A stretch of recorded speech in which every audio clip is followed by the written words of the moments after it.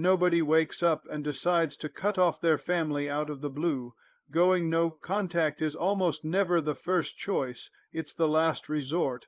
It's what happens after years of trying to be heard, trying to be respected, trying to be loved in ways that don't leave you empty. People don't take this step lightly. It's usually preceded by dozens of failed conversations, ignored boundaries, and emotional exhaustion. The silence isn't sudden. It's the sound that comes after screaming into a void for too long. Emotional abuse doesn't leave bruises you can point to in a mirror, but it hits just as hard. Constant criticism, backhanded compliments, manipulation, and outright gaslighting can chip away at a person's self-worth until they're left questioning their reality. This kind of harm can be subtle, and that makes it harder to confront. When someone finally says enough, it's not about drama, it's about survival. They're choosing their mental and emotional safety over a cycle of pain they've been stuck in for years. There's this belief in some families that setting boundaries is a betrayal, especially when it comes from the younger generation. But boundaries are not attacks, they're fences to protect peace. Saying, "I can't keep having the same fight every holiday," isn't disrespect, it's self-respect. The problem is, when families don't know how to honor boundaries, they interpret them as rejection. And when that happens, it creates even more distance, not because of the boundary itself, but because of how it's treated. Just because dysfunction has been passed down doesn't mean it's a family tradition worth keeping. There's often a defense of toxic behavior with the excuse, "That's just how we are," or "we were raised tougher."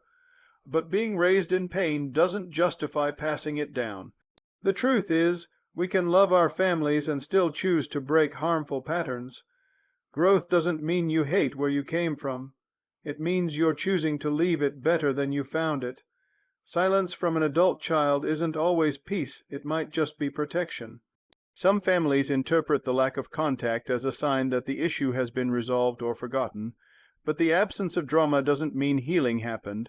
Sometimes people stop showing up because they realized showing up was hurting them more than staying away.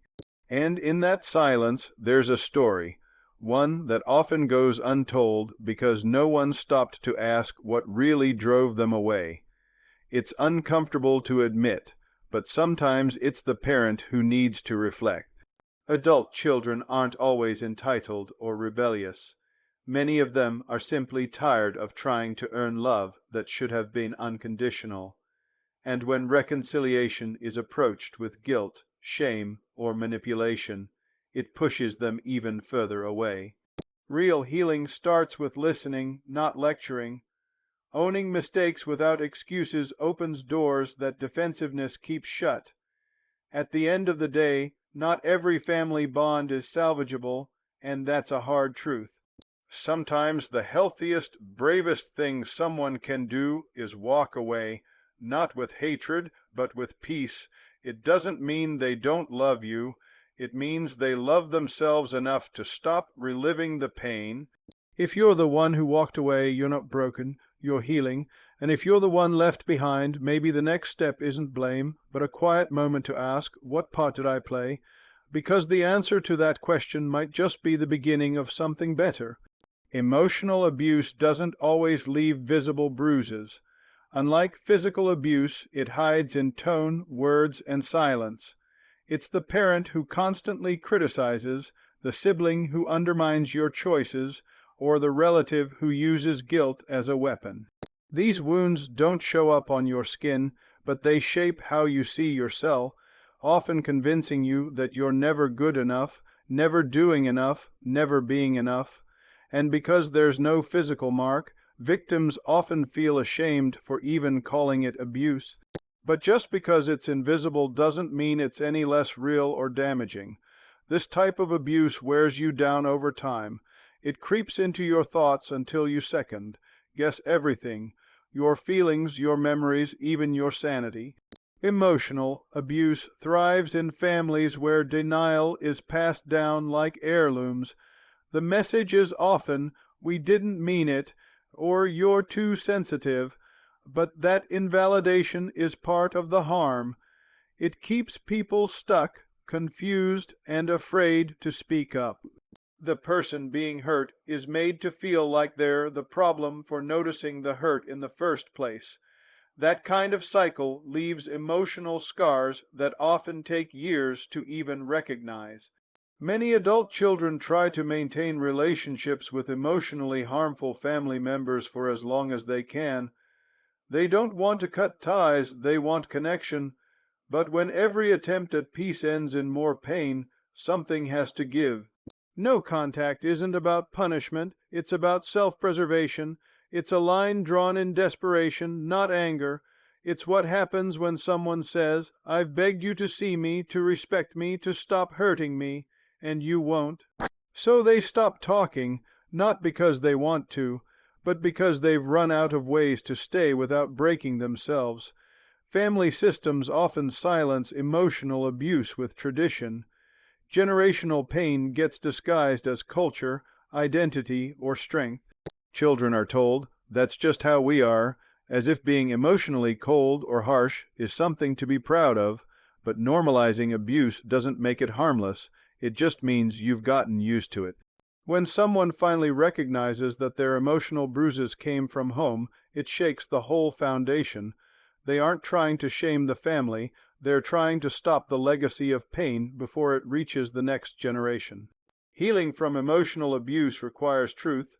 That means looking honestly at what happened, not just what you meant, but how your words and actions actually impacted someone else. Intent is not the same as effect. And real healing doesn't begin with, "I didn't mean it that way." It begins with, "I understand that's how it felt." Acknowledging emotional abuse is not about placing blame, it's about stopping the cycle. If your child has pulled away, the first question should not be, "Why are they doing this to me?" but "What might they be trying to protect themselves from?" Rebuilding those relationships is possible, but it takes humility and willingness to see the full picture. Emotional abuse, once named, cannot be ignored. You can't guilt someone into forgetting it. You can't argue them back into contact. You have to do the work. That means learning, listening, and sometimes unlearning decades of behavior. It means choosing empathy over ego. If you truly want connection, you have to be safe for them to reconnect with. Emotional safety is not optional, it's foundational, and for those who have had to go no contact to reclaim their peace, know this: your pain is valid. Your story matters. You're not weak for walking away. You're strong for surviving. It's okay to say, "This hurt me." Even if no one else in the family agrees, you get to heal even if others choose denial. And if someone someday wants to rebuild with you, it's okay to expect more than apologies. You have every right to require real change, because love without respect is not love at all. Let me ask, do you feel the emotional impact of what's described here? And can you recognize the difference between intent and effect in emotionally abusive patterns? Boundaries are not betrayal. They are not walls built out of hate or punishment. They are fences built from self-respect and the need for emotional safety. When someone says, "I can't keep talking to you if you scream at me," or "I need space after our conversations because I leave feeling broken," that's not them attacking the relationship. It's them trying to preserve it in the healthiest way they know how. People often misunderstand boundaries as rejection, when really they're an invitation to interact more respectfully and safely. Many families, especially older generations, weren't taught the language of boundaries. They equate silence with disrespect and distance with disloyalty. But love without boundaries is not healthy love, it's chaos. When adult children set limits, they are often accused of being cold, rebellious, or ungrateful. The truth is, in most cases, they're simply trying to heal. They're asking for space where their needs matter, where their voices aren't dismissed, and where their pain isn't constantly minimized. There is a harmful belief that closeness means access at all times, regardless of how it affects the other person. That belief is what makes boundaries feel offensive to people who are used to control being mistaken for connection. But closeness without respect is just intrusion. A boundary isn't saying, I don't love you. It's saying, I love you, but I also need to love myself. And that balance is where true, mature relationships are formed, not in guilt or fear, but in mutual understanding. The resistance to boundaries often comes from a place of fear. Fear of losing influence, fear of change, fear of not being needed anymore. But those fears can't justify crossing the line of someone's emotional safety. If a relationship can't exist without stepping over someone's boundary, then maybe it was built more on control than care to begin with. True connection survives boundaries. It doesn't crumble because of them. Parents who feel hurt by their children's limits often need to ask themselves if they've respected those boundaries in the past. Have they listened when their child said no? Have they dismissed concerns as drama or responded with defensiveness instead of compassion? Boundaries often come after years of not being heard. They're not a punishment. They're the final effort to protect what little relationship might be left before silence becomes the only option. To honor someone's boundary is to tell them, your comfort matters to me. I value you enough to change how I approach this relationship. That's not weakness, that's strength.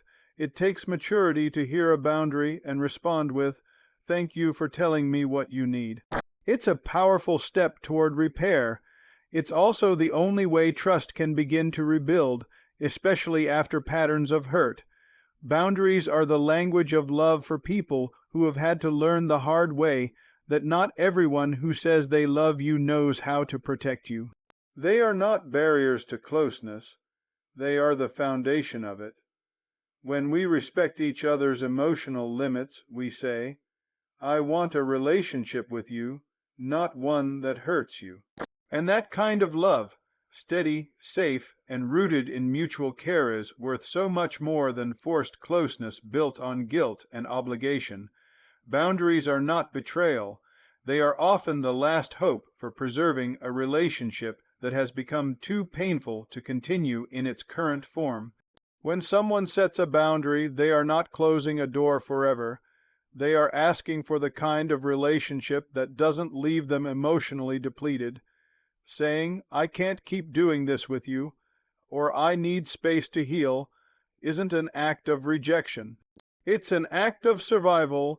Too often, families confuse silence with revenge or boundaries with abandonment, when really they are attempts to maintain self-respect in situations where love has become tangled with harm. In many families, particularly those where emotional intelligence wasn't taught or modeled, boundaries are viewed as a threat. The idea that a child could say no, ask for space, or insist on being treated with kindness is mistaken for rebellion or disrespect. This reaction is not necessarily out of cruelty, but out of a misunderstanding of what love and closeness should look like. True closeness cannot exist without mutual respect. Love that demands constant sacrifice from one party isn't love, it's control. People who set boundaries aren't doing it because they don't care. They're doing it because they've cared for too long without getting anything in return.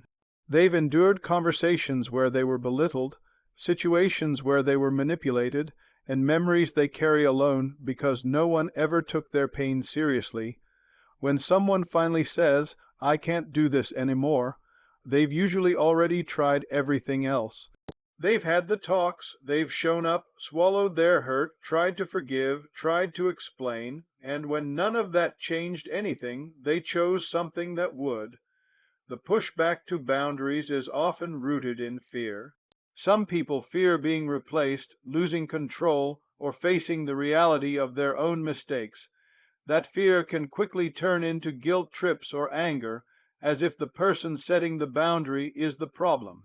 But setting a boundary doesn't mean cutting someone out forever. It means inviting them to show up differently. It says if this is going to work, it has to be different, and that's not selfish, that's honest.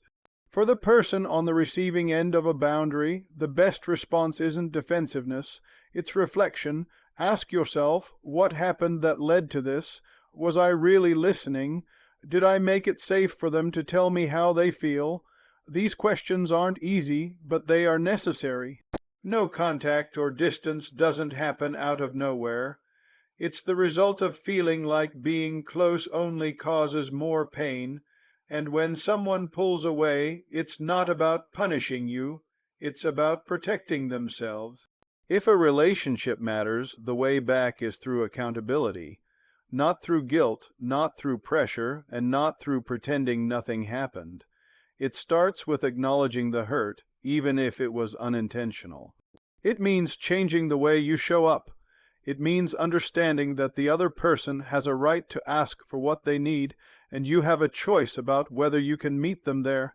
Respecting their boundary doesn't guarantee reconciliation, but it opens the door where healing can begin.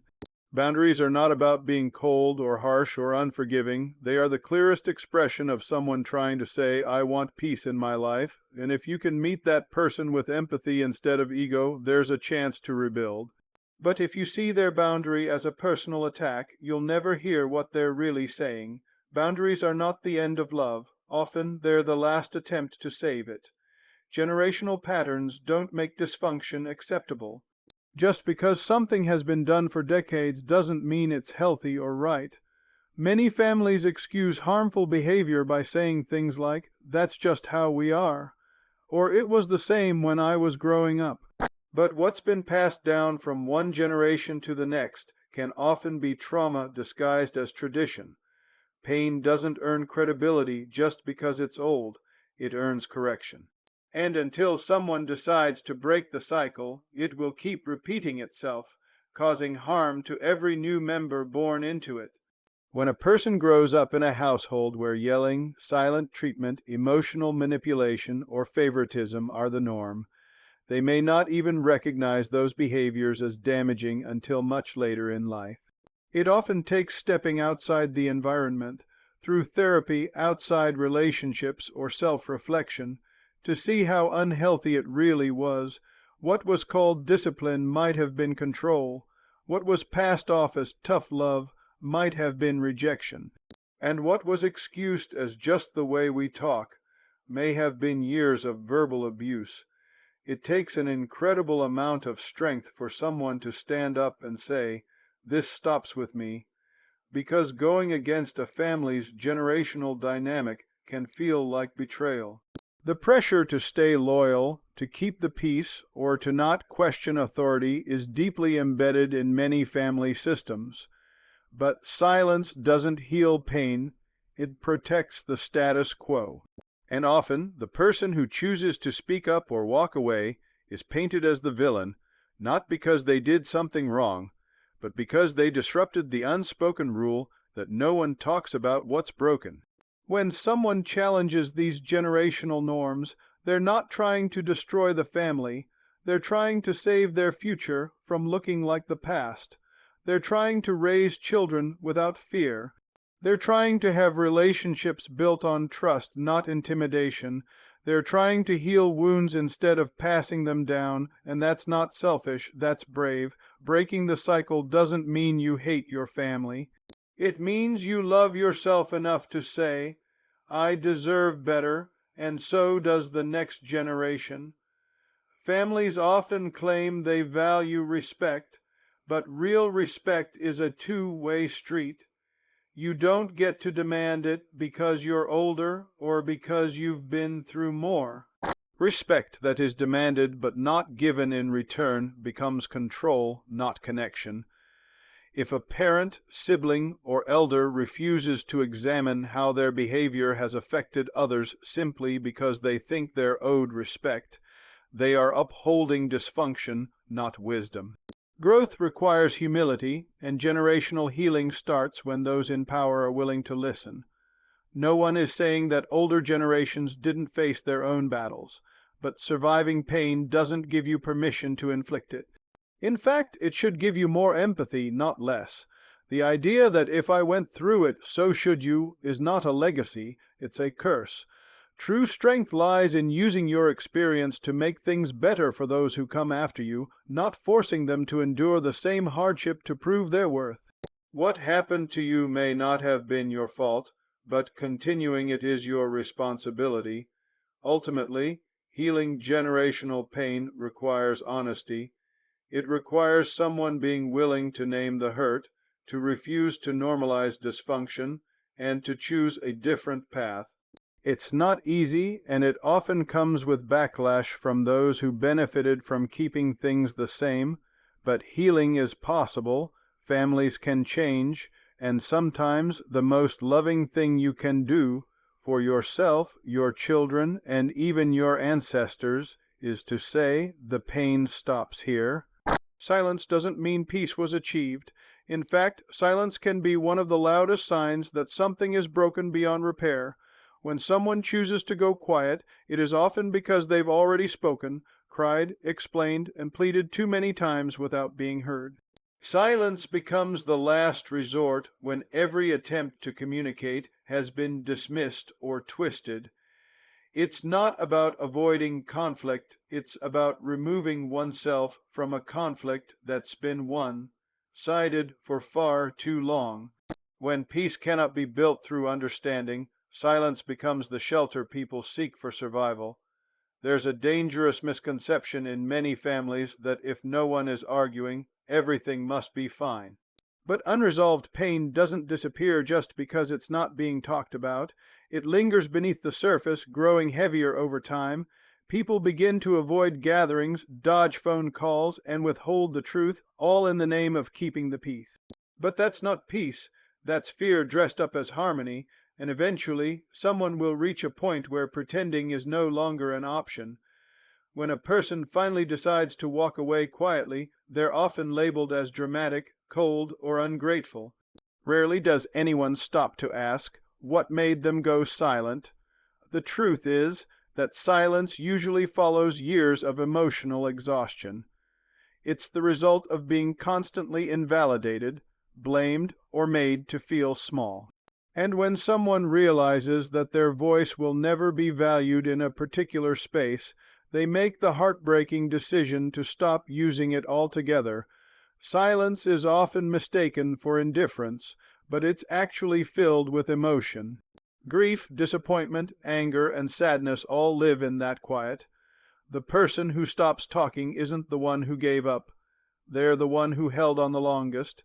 They are the ones who wanted things to get better, who gave chance after chance, who tried to explain their needs.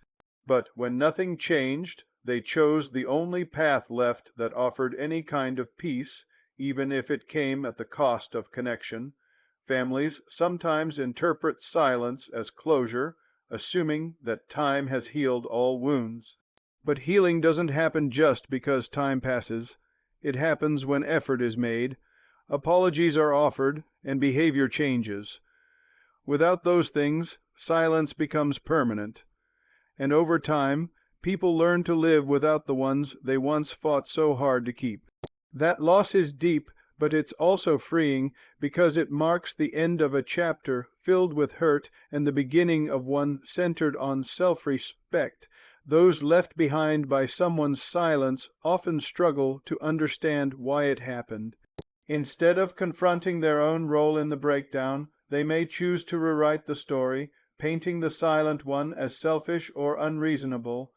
But understanding the truth requires humility. It means asking hard questions like, what did they need that I couldn't give? And how did I respond when they were in pain? That kind of reflection is uncomfortable, but it's the only way real change can begin. Silence may look like distance, but it's actually a boundary. It's a message that says, I can't keep being hurt by people who say they love me. It's a sign of someone choosing themselves after trying everything else, and while it may be painful to accept, it deserves respect. Because behind that silence is a person who wanted to be heard, who wanted things to change, and who finally decided that their well-being mattered more than staying in a place where their voice never did. Parents aren't always the victims. That's a hard truth for many to swallow, especially in families where authority and age automatically demand loyalty and respect. But respect cannot be a one-way street. There are parents who, knowingly or not, inflict deep emotional wounds on their children through manipulation, neglect, control, or criticism, and then position themselves as the ones who are wronged when their child sets boundaries or walks away. That narrative is both misleading and harmful because it ignores the reality that being a parent doesn't make someone immune to accountability. Some parents expect unconditional love without offering unconditional safety. They believe that providing food, shelter, or education entitles them to a lifetime of obedience and access. But love is not a debt to be collected. A child may be grateful for what was given, but that gratitude doesn't erase pain, nor does it mean they must tolerate mistreatment in adulthood. If a parent's presence in someone's life brings more anxiety than comfort, more guilt than joy, it is entirely fair for that adult child to reconsider the relationship. It's not uncommon for toxic parents to rewrite history. When confronted with the impact of their behavior, they may deflect blame, minimize their actions, or accuse their child of being too sensitive. This tactic protects their self-image but destroys any chance at real healing. The child is left questioning their reality, carrying guilt for setting boundaries, and often feeling like they have to choose between honesty and loyalty. But being loyal to someone who hurts you is not strength, it's self-abandonment. There's a powerful difference between parenting and controlling. Healthy parenting evolves over time. It involves guidance, support, and eventually, letting go as children grow into their own identities. But some parents struggle to release that control. They interfere in adult relationships, make demands under the guise of concern, or weaponize guilt to maintain influence. When adult children pull back, it's often because their independence has been treated as betrayal rather than a natural part of growing up. Victimhood can become a shield some parents hide behind when they don't want to face the pain they've caused. They'll say, "After all I've done for you," or "You turned your back on your family," as if their role as a parent exempts them from ever doing harm. But pain is pain, no matter where it comes from. And just because a parent meant well doesn't mean the outcome wasn't damaging. Intentions don't erase impact. If a child says they were hurt, the right response isn't to argue, it's to listen. Not all parents are abusive, and not all children are blameless.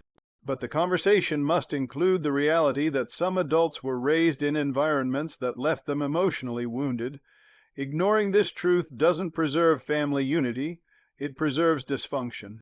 Healing begins with honesty, and sometimes that honesty requires adult children to take space, set boundaries, or even cut contact in order to find peace. It's not cruelty, it's clarity. When a child walks away, it's not always a sign of rebellion. It's often a sign that they've been unheard, invalidated, or emotionally drained for too long.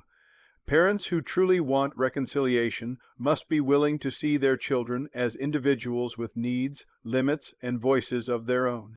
That means trading control for compassion, silence for conversation, and defensiveness for self-awareness. True healing isn't about who's right, it's about who's willing to do the work to rebuild trust. Reconciliation requires real change, not guilt trips.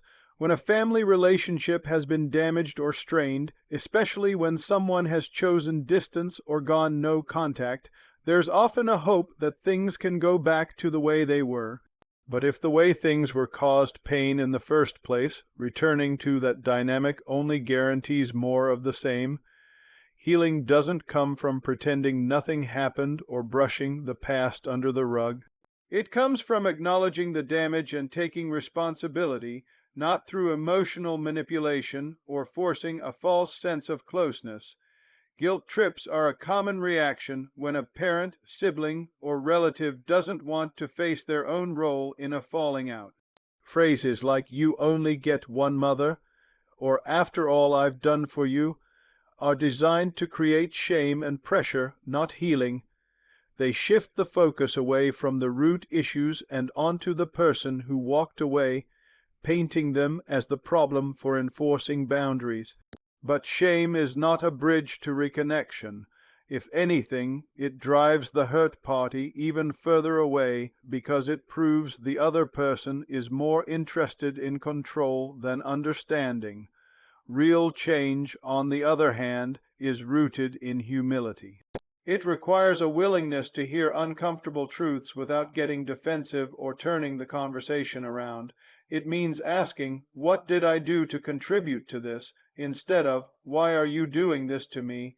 Rebuilding a relationship starts with accountability. It means owning the pain you caused, even if it wasn't intentional, and being open to doing things differently moving forward. That kind of growth doesn't just repair relationships, it builds them on stronger, more honest ground. For reconciliation to be possible, both sides have to feel safe. That doesn't happen when one person is still using guilt, manipulation, or denial. It happens when there is a commitment to creating a healthier dynamic, one where respect is mutual, where apologies are sincere, and where trust is earned through consistent actions. The person who stepped away needs to see that change is more than a promise, it's a process that is lived out day by day. Words alone aren't enough. They've likely heard them all before. People often want quick fixes in relationships, but reconciliation is not instant. It may take months or even years of slow, patient effort. The injured party may need time to see if the changes are real and lasting. They may still carry wounds that surface unexpectedly. The other person must be willing to accept that healing is on the other person's timeline, not their own. Pushing for immediate resolution or demanding forgiveness only reopens wounds that are still trying to close. It's also important to understand that reconciliation may not always lead to the relationship being what it once was. Sometimes it leads to a new kind of connection, one that has boundaries, more distance, or different expectations. That doesn't mean the effort was wasted. It means the relationship has adapted to reflect the truth of what both people need and can realistically offer each other. True reconciliation is not about reclaiming the past, it's about building a future where both people feel safe, seen, and respected. At the heart of every broken relationship is pain that has been dismissed or denied. And the only way to mend that pain is to face it head on with honesty, empathy, and change. Guilt trips, emotional blackmail, or sweeping things under the rug might temporarily silence the conflict, but they will never restore trust. If you truly want someone back in your life, meet them with humility, not pressure. Show them change, not just regret. Because in the end, reconciliation isn't about winning them back, it's about proving through your actions that they can trust you again. Family should feel like home, not a battlefield. It should be the place where you are accepted without conditions, where your voice matters, and where your presence is not dependent on how much you conform. But for too many people, family has become the root of anxiety, guilt, and emotional exhaustion. What's supposed to be the safest place often becomes the one you dread the most. And when someone chooses distance, it's not because they don't love their family, it's because they've spent too long being hurt in the name of love. Love should not come with pain as its price tag. When affection is tied to obedience, when support only shows up when you agree, that's not love, it's control dressed as care. Some people grow up believing that love means enduring criticism, constant correction, or being made to feel never good enough. But true love uplifts, it does not diminish, and when someone realizes that the love they're receiving is conditional, they begin to question if it's love at all, or just manipulation disguised as concern. Many adult children who go no contact do so after years of trying to make the relationship work. They've gone to family gatherings with a heavy heart, forced smiles through triggering conversations, and endured passive-aggressive jabs that feel more like wounds than words. They've tried communicating, compromising, and even minimizing their own pain just to keep the peace. But peace that demands silence is not peace, it's compliance, and eventually that silence becomes unbearable. People don't walk away from families easily. It's a decision filled with grief, fear, and guilt. They wonder if they're doing the right thing, if they'll regret it, or if it makes them a bad person. But choosing to protect your mental and emotional health is not selfish. It's necessary. You can love someone and still recognize that being close to them is harming you. That truth is painful, but it's real, and for some, stepping back or cutting ties is the only way to heal wounds that never stopped bleeding. The fallout of such a decision is often loneliness, not just for the person who walks away, but for everyone involved. But loneliness with clarity is still better than closeness built on fear.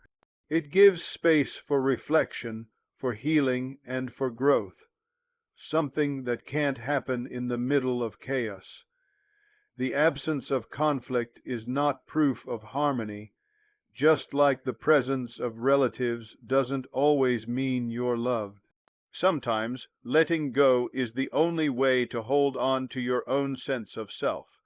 Families often resist change because it forces them to confront uncomfortable truths. They prefer the narrative where the one who left is unreasonable, too sensitive, or selfish. Rarely do they look inward and ask, what could we have done differently? But healing won't happen until there's honesty on both sides, not just about what happened, but about how it felt and what needs to change if a relationship is ever to be rebuilt.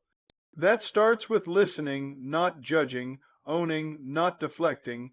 Family should feel like coming home, not walking on eggshells, and for those who have had to walk away, it's not about hate or revenge.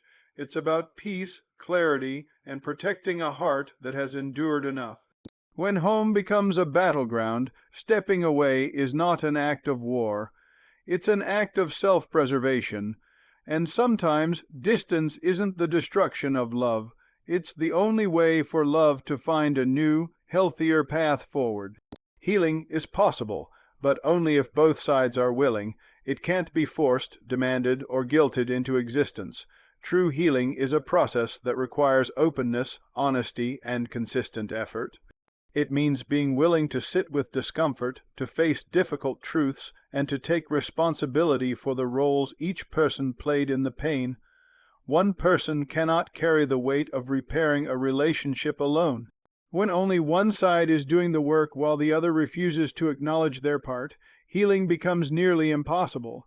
Too often, one party hopes that time alone will fix everything, but time without effort doesn't mend broken bonds. It just allows wounds to fester in silence. Healing starts when there is a genuine desire to understand, not just be understood. It requires asking questions not to defend yourself, but to truly hear the other person's experience. It demands humility, the kind that allows you to say, I didn't see it that way before, but I hear you now. That level of vulnerability is difficult, but it is the only path toward rebuilding trust. Healing also involves creating new patterns. You can't return to the same behaviors, the same dynamics, or the same power struggles that broke the relationship in the first place. It means establishing boundaries that didn't exist before, respecting each other's autonomy, and learning to interact in ways that are emotionally safe. That might feel unfamiliar or even uncomfortable, especially for those used to control or compliance, but healing asks everyone to grow, not just the one who walked away. There is also a need for patience in this process. Someone who's been hurt repeatedly may not be ready to open up just because the other side has had a change of heart. Rebuilding trust takes time, and it requires consistent behavior over the long term, not just a single apology or a few good days. The person who was hurt has the right to move at their own pace, and that should be honored without pressure or expectation. Healing is not a favor, it's a mutual investment in something better. Both sides must also be honest about what healing looks like. It may not mean a return to the closeness that once existed. In some cases, healing might lead to a relationship that's more distant but healthier, where interactions are respectful but limited. That doesn't mean failure. It means both people have learned to accept the new reality and are working to keep it peaceful. Healing doesn't always restore what was lost, but it can protect what's left and prevent further harm. Forgiveness, if it happens, is a personal choice and not something anyone is entitled to. Some wounds run deep, and while forgiveness can be freeing, it cannot be demanded. The focus should be on accountability and change, not rushing someone to get over it. When someone offers forgiveness, it is a gift, not a reset button. The real work lies in making sure the actions that led to the pain are never repeated. That's where healing becomes meaningful. In the end, healing is not about proving who was right or wrong. It's about creating a space where both people feel safe, valued, and heard. It's about showing that the relationship matters enough to change, to grow, and to be better than it was before. When both sides are willing to do that, even the most broken connections can find new life. But it only happens when pride is set aside, when listening replaces defending, and when the desire to heal becomes stronger than the need to be right. Sometimes walking away is the healthy choice. It doesn't mean someone gave up too easily or didn't care enough. In many cases, it means they've cared too much for too long without receiving the same in return. When relationships become emotionally draining or even harmful, stepping away isn't an act of rebellion, it's an act of self-preservation. Choosing distance allows a person to breathe, reflect, and heal without the constant noise of dysfunction or unmet expectations that have weighed them down for years. There comes a point when continuing to stay feels like betraying yourself. You begin to realize that your efforts to fix things, to make peace, or to earn love are never going to be enough for someone who refuses to meet you halfway. You've apologized for things that weren't your fault, stayed silent to avoid conflict, and minimized your needs to keep the connection. But even after all that, the environment remains toxic, and eventually you have to decide whether your peace is worth the price of staying. Walking away doesn't erase the love or the memories. It doesn't mean you stop caring about the people involved. What it means is that you finally care enough about yourself to recognize when something is damaging. You stop trying to explain your pain to people who refuse to listen. You stop proving your worth to people who can't see it. And most importantly, you stop allowing your loyalty to keep you in places that don't honor your well-being. The decision to walk away is often misunderstood. Others may see it as dramatic, selfish, or even cruel. But they rarely see the years of silent suffering that led to it. They don't see the sleepless nights, the internal battles, the therapy sessions, or the breakdowns. What they see is someone making a choice they can't understand because they've never had to live with the weight of being constantly dismissed, judged, or emotionally drained in that relationship. In many families, the idea of unconditional loyalty is deeply ingrained. You're taught to forgive endlessly, to keep the family together at any cost, and to suppress your own pain for the sake of unity. But unity built on silence, fear, or emotional coercion is not unity at all. It's survival, and when a person chooses to walk away from that kind of survival mode, it's not a failure, it's freedom.